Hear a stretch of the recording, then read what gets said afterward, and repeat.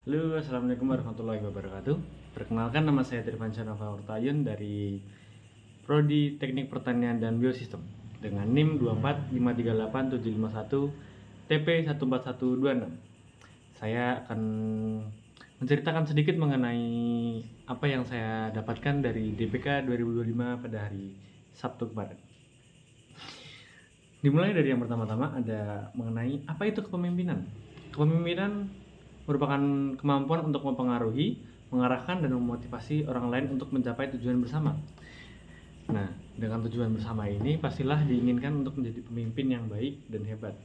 Baik ini dalam artian bisa membawa teman-temannya atau orang-orangnya atau anggota-anggotanya menuju ke arah perubahan yang lebih baik.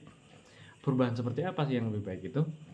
Perubahan dalam artian bisa kalau kita sering kita lihat adalah proker-proker yang kita lihat itu berjalan dengan lebih sukses atau dengan kebersamaan yang lebih baik atau cukup dengan cara membuat atmosfer yang lebih menyenangkan kepada anggota-anggotanya gitu.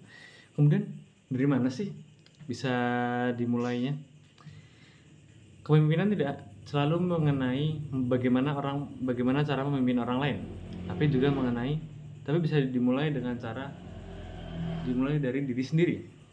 Misalkan saya harus memimpin diri saya sendiri untuk mengerjakan laprak dengan tepat waktu, bangun di pagi hari, tidur dengan teratur, menjaga kesehatan. Itu bagian dari memimpin. Tapi saya memimpin diri saya sendiri untuk berjalan ke arah yang lebih baik.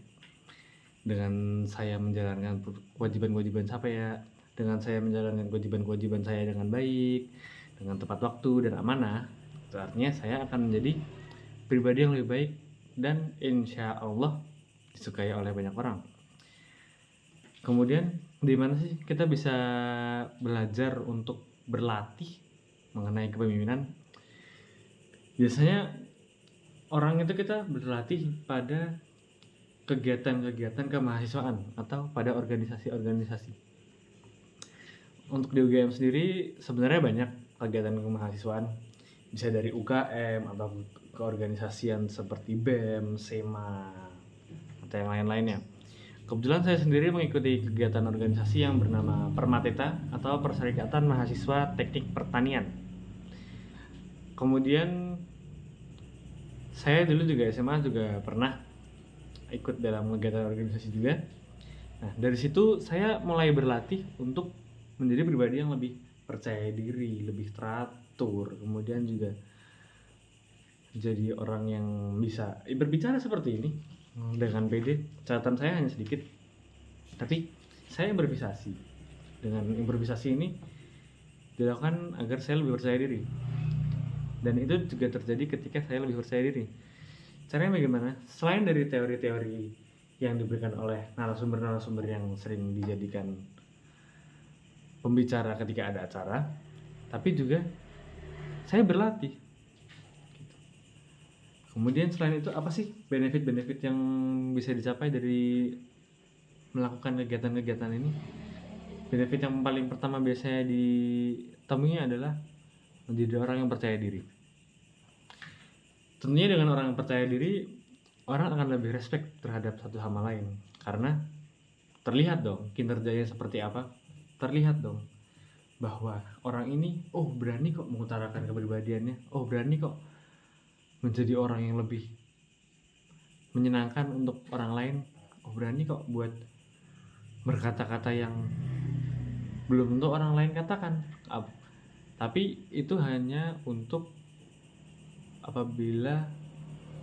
batas apabila kata-kata itu dilakukan untuk ke arah perubahan yang lebih baik.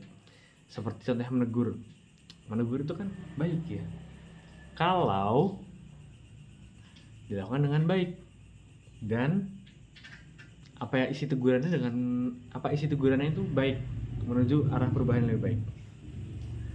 Kemudian pasti capek dong setelah kita melaksanakan organisasi-organisasi itu, terus seperti pelatihan-pelatihan itu, belum lagi ada beban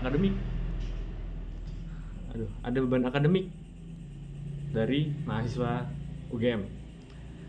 Nah, untuk UGM sendiri, UGM memiliki beberapa tempat menyenangkan untuk refreshing. Untuk saya sendiri, saya sering ke Lembah dan Pujale karena lembah ini atau Wisdom Park ini jadi sarana hijau untuk teman-teman, untuk saya sendiri, kemudian mungkin untuk beberapa orang-orang luar selain dari UGM itu buat main, beristirahat, menenangkan pikiran, mengosongkan pikiran, ya dan semacamnya. Kemudian untuk yang Bujale ini merupakan tempat makan ya, pusat jajanan lembah. Jajanan ini tidak hanya kayak ciki-cikian yang kecil-kecil atau enggak seperti yang sekedar snack-snack tempe gitu-gitu enggak, tapi juga ada makanan-makanan berat seperti nasi, mie, mungkin kalau agak yang bagus sedikit, bukan bagus sih, lebih agak wow dikit ada katsu. Nah, tidak semua kantin menyediakan katsu ya, termasuk kantin FTP sayangnya. Nah, di situ mendapatkan view yang cukup bagus menurut saya. Karena ada lembah, ada jembatan, kemudian banyak pepohonan. Kadang juga ngeliat orang mancing. Di situ cukup membuat saya terhibur dan bisa untuk istirahat. Mungkin sekian dari saya, kurang lebihnya mohon maaf. Segitu saja dari hasil apa yang saya dapatkan dari DBK 2025. Sebenarnya banyak, tapi karena satu dan lain hal saya hanya bisa menyampaikan sedikit. Sebenarnya lebih ke arah penyimpanan di HP. Mungkin segitu saja dari saya.